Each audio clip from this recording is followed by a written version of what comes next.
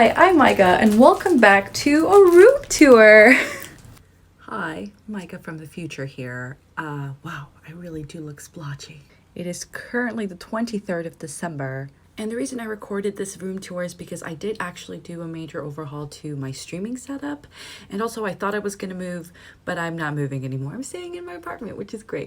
So with that in mind, let's get past me and back to the room tour. Yay. So first off, as we walk in, we have the boy. But of course we have some of Jack's toys, and we have my little amp, which I bought in Hawaii, have rarely used. Pity. Then we have my piano. It is a Williams piano. I bought it like 5 or 6 years ago when I was working corporate. And this is the section where I practice and I write all my songs and stuff. Here's like one of my favorite lamps I had since I was a kid. That's my favorite candle. It smells like lavender and Earl Grey. And yeah, this is just like a very cool writing place for me. I really don't need these anymore, but they're nice to look at, and I love the chord wheel. It is so helpful to get you out of anything. Now, if you've seen my practice vlogs, you know these. They're the gang and some of the like cross stitch, is that what it's called, I made a couple years ago.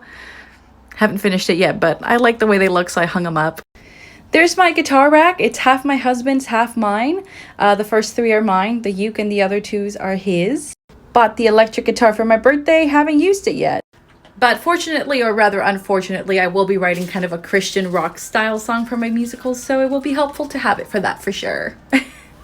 This is Miscellaneous Storage, and it looks not good. But look at the fruits basket art my like sister-in-law, but she's younger than me, made.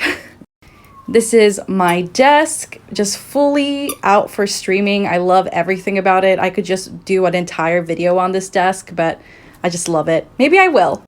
Here's the art on my wall. Some of it has fallen, but I mean, I'm packing it up to move. This is kind of my favorite spot ever. Just love this wall, especially progress over perfection, since that's like my whole motto. Here's the pup, and that's his little area right there. Just my floor is just covered in all sorts of toys. That one was hidden from you. How did you get it? Answer me. These are my favorite set of curtains. I got them at Target. They're the backdrop for my stream. Can you believe I used to stream with a full-on mirror? Like, definitely not super smart. And lastly, my pride and joy, my bookcase. It has everything I've ever written, everything I've ever studied, and I love everything about it, especially what's going on and just everything. I could also do a whole video on this. Hi, I'm Maiga, and welcome back to Writing a Musical. I'm recording this on the 1st of November at 11 in the morning, which means NaNoWriMo's here, baby. But also this update was supposed to come on the 27th, and there are other actual life important updates that I need to talk to you about that are going to be appearing after this video. So I guess I'd like to preface that this video is in the past, and if you're watching this, just know that okay, I'm just not going to get into it right now, but we are in the past, so I'm going to be as happy as I was then about my progress, because it's still something I'm very happy about, but it definitely feels a little bit bittersweet with all the updates that are happening in my personal life, which I will have to talk to you about. Okay, let's talk about the musical. So where we last left off, I told you that I really developed the church, and boy did I. I also figured out the last kind of 5-scene cluster in Act 1. So end of Act 1 is literally only 5 scenes away. Or locations away. It feels very odd cutting kind of these connecting tissue scenes that I had, especially lots of cubicle scenes, but I think I just have to set the stakes in the little time that I'm allowing in each section. And I think that will help the musical feel more tight and put together and less kind of rambly, which, I mean, look at the writer, right? I'm a rambler. But honestly, I am so proud of the Pastor Jaime talk about el amor, love. Not only because it's going to reference one of my all-time favorite songs, Marvin Gaye's Save the Children, which is actually very fitting considering that Marvin Gaye did actually write that about like God and stuff. So, we just love a parallel. But it's going to be in Spanish and English. And, you know, when talking to my chat, especially Lisa, they suggested that there are actually 4 types of love in like, you know, religion, which I didn't remember from when I went to church. So we have the love between man and woman, love between mother and child, love between brothers and sisters, and of course God and his children. At first, I really wanted to highlight, obviously, personally, the love between mother and child and man and woman, since, you know, that is kind of the crux of the entire situation with Alejandra. But then thinking back, actually, this would be a great point to like fill in some backstory for Rosa about how she really needed the church, hence the brotherly love. And then also getting to know Javier a little bit better. Like, he's definitely machista, definitely like, you know, a Hispanic man growing up in the church, but also he is like legitimately this kind of toxic but very expected manly relationship with God. And I do want to present that, especially in the section between, you know, the love between God and his children. Without the chat, I wouldn't have been able to reach this point. I'm so excited to write this song. Hi, I'm Maiga, and welcome back to Writing a Musical. Shout out to the one who made this possible, the reveal. So it is the first day of NaNoWriMo yesterday, but I forgot to record updates because I was sleepy and I traveled all day. And before I travel today and take you on that journey, let's talk about what I got done for the musical today in terms of NaNoWriMo. So this is my November 1 update. Why are you doing this to me? So as you can see, my amazing sister actually is the one who made Javier the bad guy. It wasn't me. It was her. So as I was reading here the plot synopsis that I was supposed to finish before NaNoWriMo, but then life happened, you know, we were kind of discovering the ending of Act 1, which I know very clearly, but then also like the scenes remaining in Act 1 so that we could jump into Act 2. Now there's a big pivotal scene in the cubicle scene where we have Megan going from baddie, from using Alejandra kind of to get the recipe for the company, you know, Big Coffee, and then realizing, well, she's in love, and she actually like throws the recipe away in her trash can. And then originally I had Cartwright, the VP of marketing, kind of find it and then decide to go with it. Also, if you can hear the stuff in the background, the radio's playing very loudly. I am at my mom's house, so it's her house, her rules. So but anyway, as we were talking through it, it really hit us at the same time. It's Javier. Javier is the one who's going to ruffle through Megan's trash. Javier is going to be the one that catches Megan and Alejandra together. And Alejandra is going to willingly accept to go on this date because it's like, you know, trying to live up to whatever God wants for her. You know, like she says, oh, I'm too busy to date, but she can't really turn down a suggestion that comes right to her door, right? So that's kind of the different layers. I think the thing I really have to kind of think about right now in the moment is, what is Javier's motivation for wanting to dig through like Megan's trash? For Cartwright, it was so clear, you know, right? She wanted her to succeed, wanted her to be kind of the mentee of her as the mentor. So yeah, I'm gonna, you know, avoid sabotage. But for Javier, he wants that spot. So does he think Megan's recipe is better than his? Does he realize that Megan went to Café con Leche, aka the Busy Bean, and that's why like he checks out the recipe? I need to kind of find the connecting tissue there, but I really think that Javier getting the thing out of the trash and then finding Megan and then presenting the recipe as his own is what will actually make him the true antagonist of the story, along with Rosa, because Rosa is the other antagonist. So yeah. Baby. Hi, I'm Maiga, and welcome back to a day in the life of a musical theater songwriter, or more of just an update. And yes, I am recording this in the Petco parking lot. If you follow me on Twitch and or Discord, you probably already know this, but I do want to make this video so that people can reference it in terms of like where I've been, where I'm going, and kind of the expectations for the month of November, because your girl is not doing well in terms of family stuff. And now a scene change, because I didn't end up having enough time to record this at the Petco, and I'm getting ready to go to a birthday party, so now I'm changed and I'm gonna record this before I leave. So the reason I've been sort of MIA and sporadic in posting and in streams and just the whole thing is that my dad, who lives in Chile and is currently abroad, away from the US, which is where I live, got ill. He got gravely ill and was going into the hospital and ended up being admitted to the ICU on the 28th of October. And it's been essentially a desperate rush for me to go abroad and get into Chile and be with my dad. Now, due to COVID restrictions and just Chile making it very hard for expats to make their way back to their home country, I It was essentially impossible for me to travel, but this last week has been very hectic. I went to the consulate to try and get an emergency, maybe leave or acceptance. That didn't work out. I essentially stopped everything in its tracks to try and get to my dad as quickly as possible.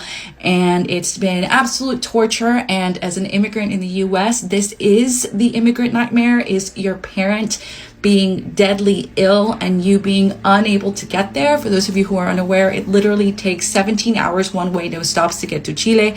Each ticket is over $1,000, and I literally stopped everything to try and get to my dad. I am recording this on the 6th of October, and as of now, there are a couple of things that are going to sort of be clear. The first is my dad is actually doing better now. He got discharged. He's going to be taken care of by my family in Chile, which I'm super, super grateful for.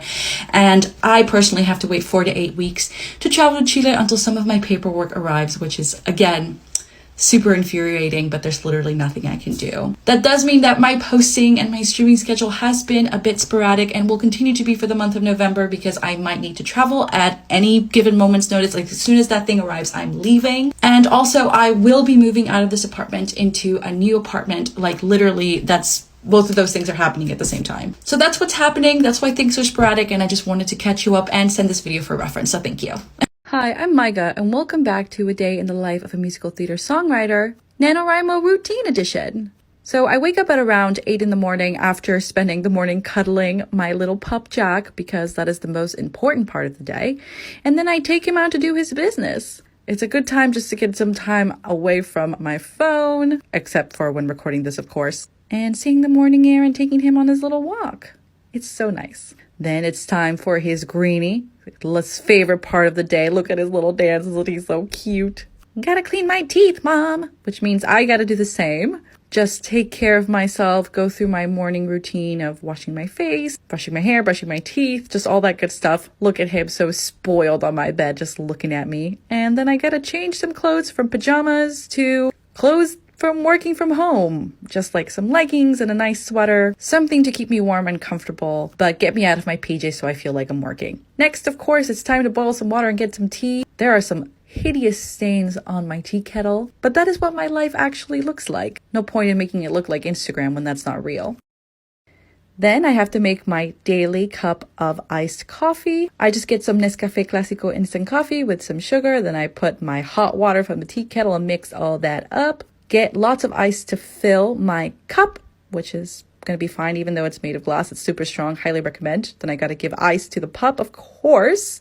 Look at him. And then I just pour the coffee down. Is it diluting the coffee? Yes, but that is the whole point, because I don't actually like the taste of coffee that much. But I do like the taste of creamer and milk, so it all works together. After my coffee, I make a list of what I need to get done that day using my planner on GoodNotes. I personally have the combination of a traditional planner on there and the Passion Planner weekly pages. Then I catch up with some administrative tasks. In this particular case, I had to make some emotes for Twitch. We recently got a lot of subs during my productivity/creativity sprints, so we're celebrating with a celebratory emote.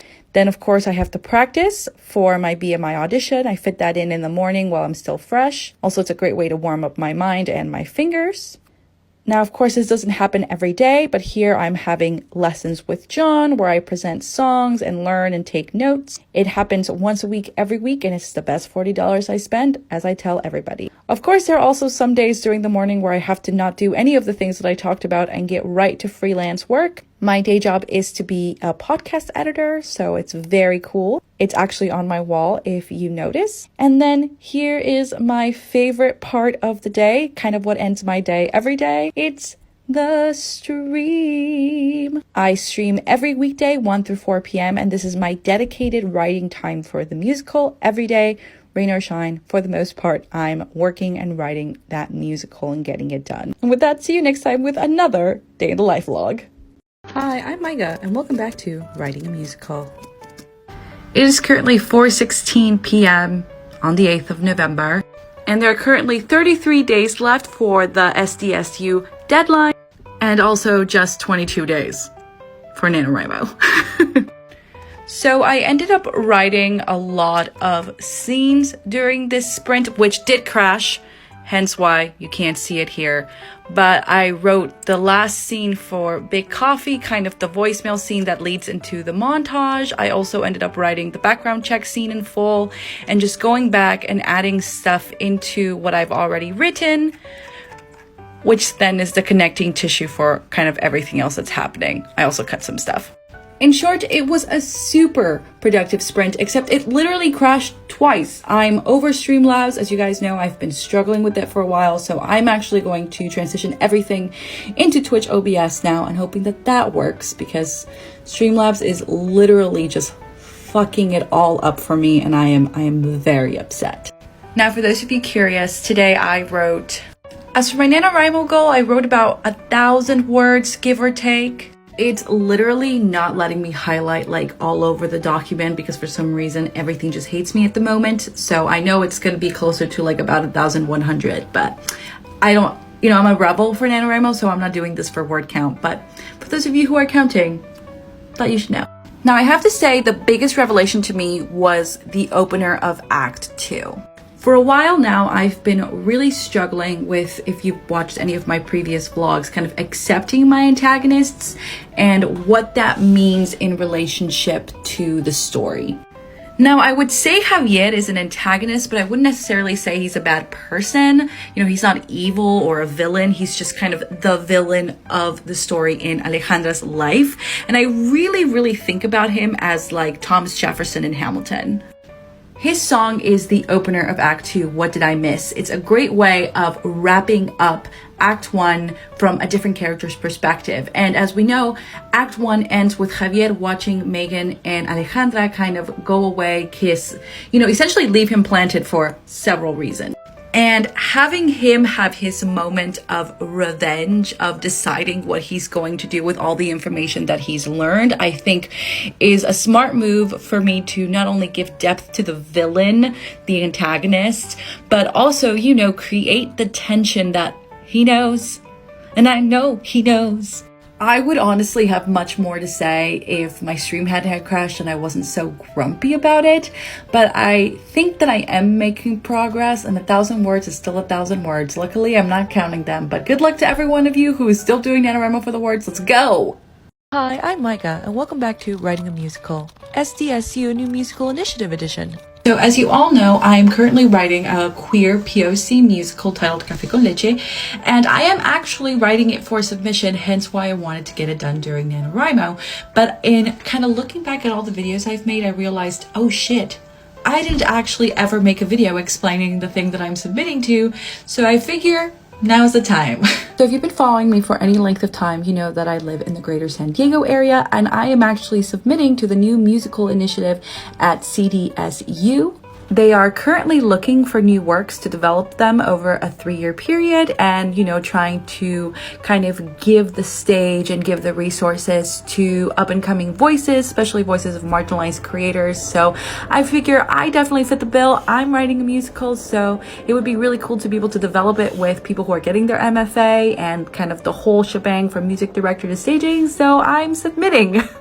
So the deadline for submission is December 10th, and this is all that I have to submit. First, we have audio files of 3 songs with sheet music. Lead sheets are acceptable. Now for this, I've decided to submit my BMI submission since I did also write 3 songs for BMI, and I figure, hey, if that got me to the next round of BMI, maybe this will get me to the next round of that. So I already have those in the bag, and I do have lead sheet and sheet music, all of which I needed for BMI as well, so it ended up being just kind of perfect. I also need a brief synopsis of the musical. 1 page is plenty. Now that is something that I am 100% struggling with right now, as I am fully writing the synopsis for NaNoWriMo and I want to write a whole draft of the show, but luckily no one has caught me vlogging yet, so I feel super sneaky. No way. Literally the minute that I'm about to show you my synopsis, I got caught. I had literally been sneaky this whole time. Okay, let me just show you the synopsis.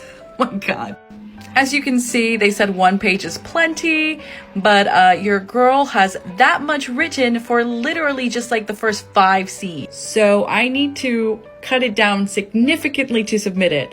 You know, kind of the Wikipedia size of a synopsis rather than like a full-length play-by-play of every emotional beat, which is what I'm writing right now. And then last but not least, a character breakdown including a short description of each character. As you can see, I have the character list right on top of my synopsis, but I really haven't fleshed out any of the little like synopsis for each character, like who they are and what they are, just for like, you know, context right at the very top. So my goal for Nano was to always have a functioning draft of the musical rather than just a synopsis, but because of everything that happened in my personal life, I am running very much behind. So my goal for this week at least is to finish the synopsis and then just start writing as much as I can, because what if I get selected? Hi, I'm Maiga, and welcome back to Writing a Musical, Day in the Life Tarot Edition. For those of you curious, this is a tarot deck I use, Eternal Visions Illuminated Tarot Deck. So I have this really cool book, 365 Tarot Spreads by Sarah Graham, revealing the magic in each day. And recently I've been really unsure about what to focus on in my content creation. I personally just know that I love to make vlogs and stuff like that, but I also don't know how to like keep going and what the next step is. So I decided to do a tarot spread. So I went in the index, found work career, and decided to go with grow your business spread. It looks like this. Pause to kind of screenshot it if you want to do it too. And I will share the results with you as soon as I have them.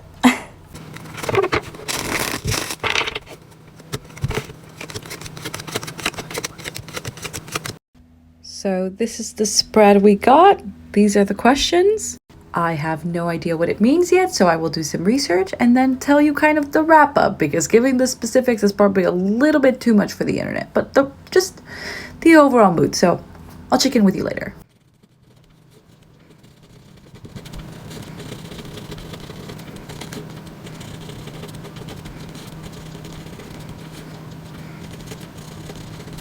Here's the write-up.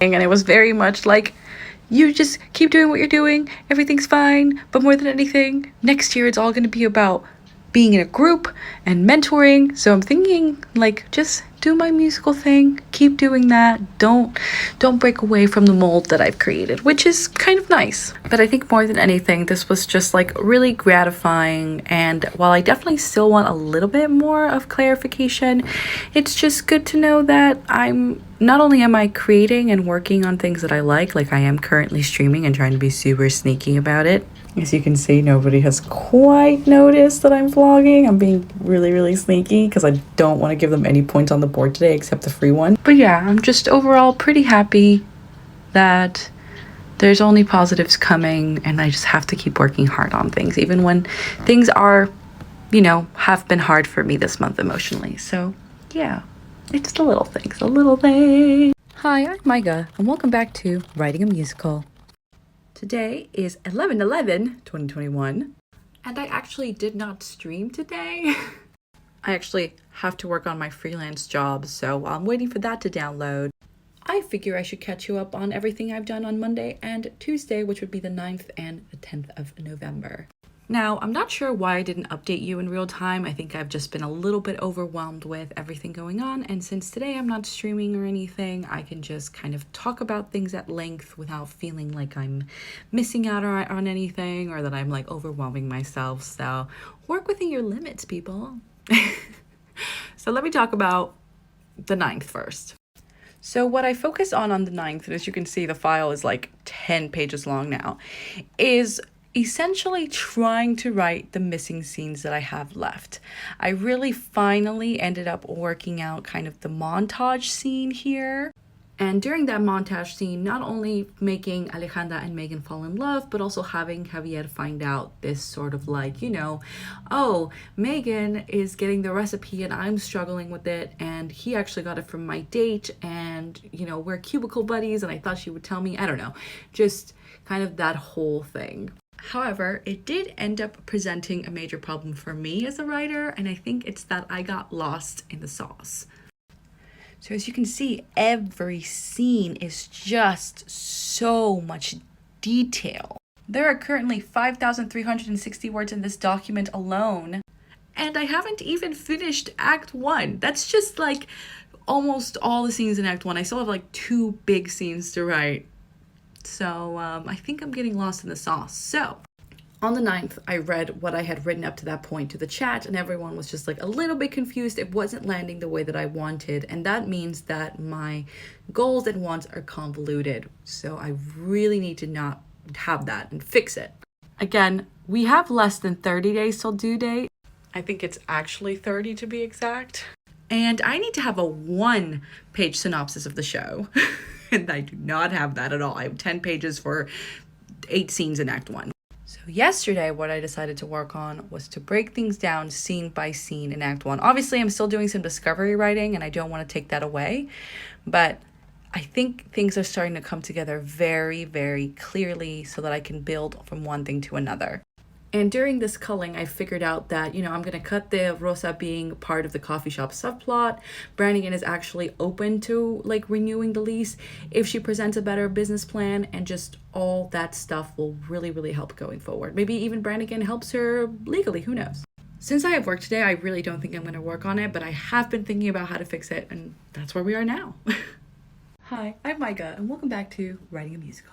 It is currently the 13th of November and 10:21 p.m. And I'm currently working on uploading my freelance work. But I did in fact do a pop-up stream today, and we hit follower 350 on Twitch. So I'm very excited. Make sure to follow me on there if you haven't, for some productivity, writing sprints. Also to see me watch my musical live while you and I work together in a coffee shop vibe. Join me. Anyway, I've been kind of lagging behind my NaNoWriMo goal. As everyone knows, things have been kind of complicated emotionally for me, but this morning I woke up and a major idea hit me. Isn't Alejandra's main goal to get people through the door of her coffee shop? Isn't that the reason that she agrees to do anything? And it hit me in that moment that I hadn't actually solved that problem. Like, sure, in every major draft I offer, Megan doing a redesign for Alejandra, but a redesign to what effect? I never really had a moment in the show that was like, oh, it works. This is the thing that's supposed to happen. Like, I had all build up, but no actual consequence, like, of things falling apart. Does it go through? Does it not? All that. Like, I hadn't figured that out yet. So then I did what anybody would do. I swear to God, Google thinks that I'm probably a coffee shop owner. I looked for what I could do as a coffee shop owner to get more people through my door. And of course, the answer was fucking obvious. An event. An event. This is what Megan helps create. The flyer for the event. Just kind of everything that she needs to make it happen. It's Latin American coffee night. Drinks from different place, time and place, the design, the flyers, the cups. That is Megan's brilliant idea for the shop. That is what Alejandra agrees to. That is an actual quantifiable thing that solves a problem that we meet in the introduction number of, I need 10.5 people to walk through my store every day to keep it open. That event solves the problem. And it took me until today, which is the 13th, to get there. Now, in my Café con Leche outlines and scripts folder, I have all these documents, but I already have 3 synopsis drafts because that's just the kind of person I am. But draft 3 of the synopsis is what I worked on today, and I have finalized 12 scenes of the show, and I really think that I can finalize Act 1, like fully functioning. This is final Act 1, like during this week. Now, because my streaming schedule has been so sporadic, I really haven't had a constant workflow during NaNoWriMo, but I am so proud of myself for still continuing to write this despite all the personal problems happening. And it's just, I'm happy to be able to work on this when I can. And more importantly, I really think I can still hit deadline on the 10th of December. So I'm going to do my best. Hi, I'm Maiga, and welcome back to Writing a Musical 8-hour stream edition. It is 8:57 a.m. and I'm going to be streaming 9 to 5. And I'm just going to take you along for the day because I don't know what shenanigans the chat has planned today, my God. So I'm trying to be sneaky. We are about 19 minutes in, and the very chill morning crowd is here, and I'm working on setting up my agenda. So I'll check back in the next hour. So hour 1 or hour 0, right? Yeah. We are an hour and a half in, and we have already talked about Proust and the search of lost time. I honestly can't believe I made such a competent point this early in the morning. And just like that, we're almost 3 hours in. It's been going by super fast. And indeed, we have reached the conclusion that the FBI is watching us. So we've hit the 4-hour mark, halfway there. And it's time for lunch. It looks so good. Yum. Forgot to check in because the chat has been just absolutely chaotic, which is my favorite, but also my God. It is currently 5:45. We're almost 3/4 of the way there. And well, we came up with an entire new bingo board. Now, if you've never come to my stream, we play bingo so that the chat gets to hang out, be productive, but then also get some awesome prizes like giving the boy treats and scratches, or like 8-hour streams, which is the reason I'm doing one today. It's actually the chat wanted this. But because I'm going to be starting a different type of stream soon, I wanted to create kind of an updated bingo board for the regulars who show up all the time. I want to play like a harder version of bingo. And let me tell you, everyone has come up with so many good ideas, and like we're starting to get enough for like a third bingo board, which makes things so exciting. So yeah, I'm definitely looking forward to it and just like making more things. So yeah, I'll check in with you in a bit. It's hour 7. We have 50 minutes left. It's been a Herculean effort, and I've worked on the musical, which is a first. The beats keep changing, and yet they all stay the same. We have been streaming for 7 hours and 54 minutes. The chat voted for an extension. We got the raid.